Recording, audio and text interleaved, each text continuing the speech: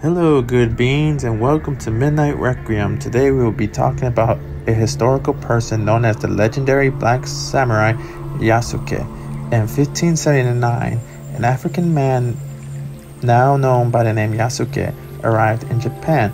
Much about him remains a mystery. It's hailed from, and there is no verifiable record of his life after 1582, but he was a real-life black samurai who served under Oda Nobunaga, one of the most important feudal lords in Japanese history and a unifier of the country. When Yasuke arrived in Japan in 1579, he was with an Italian Jesuit and Alexander. They came by way of India. Yasuke was in service to Alexander, most likely as a bodyguard. In 1581, Alexander headed to what was then the capital city Kyoto to meet with Nobunaga and request permission to leave Japan. It was on this trip that Yasuke crossed paths with the feudal lord.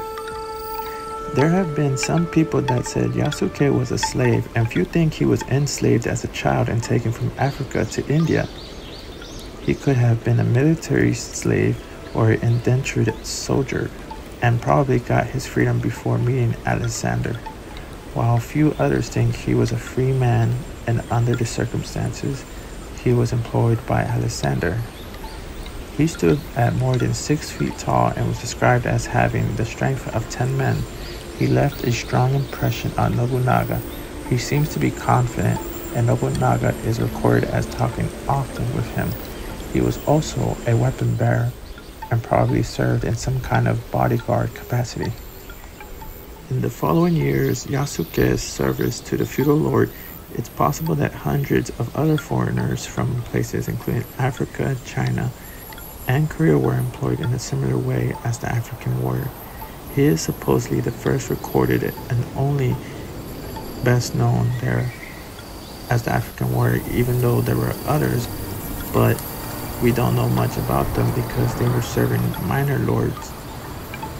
During the Battle of Honnoji Temple in 1582, Nobunaga was ambushed and he performed senpekku. It's regarded as a way of retaining honor even in defeat. Yasuke was one of the 30 men with the feudal lord. Yasuke was in the temple when Nobunaga performed that. Yasuke was the one who took Nobunaga's head to save it from the enemy, because if he let his head fall onto enemy's hands, it would have declared that he was defeated and did not have honor afterwards.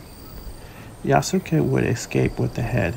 It could have been seen and has been seen as changing Japanese history.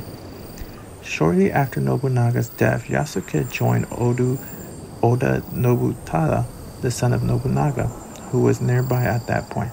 Yasuke would fight again a second battle of the morning. After the battle, Yasuke was likely left wounded on the battlefield. The last record of Yasuke is of a man being escorted by Akechi troops to a Jesuit mission house. There are theories about his past, such as where he originated from and his background. This would be consistent with other accounts of Africans from Mozambique in Japan. They were the first African people to arrive in Japan. They reached Japan in 1546 as shipments or slaves who served a Portuguese captain. A few suggested Yasuke was a Makua named Yasuke.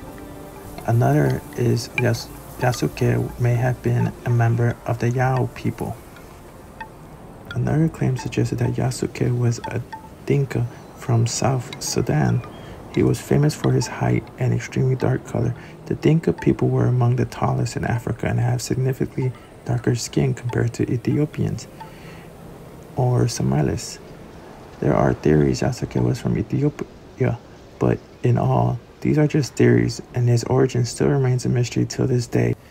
There is a book that tells you about Yasuke called African Samurai, The True Story of Yasuke, a legendary black warrior in the feudal Japan, if you would like to read it.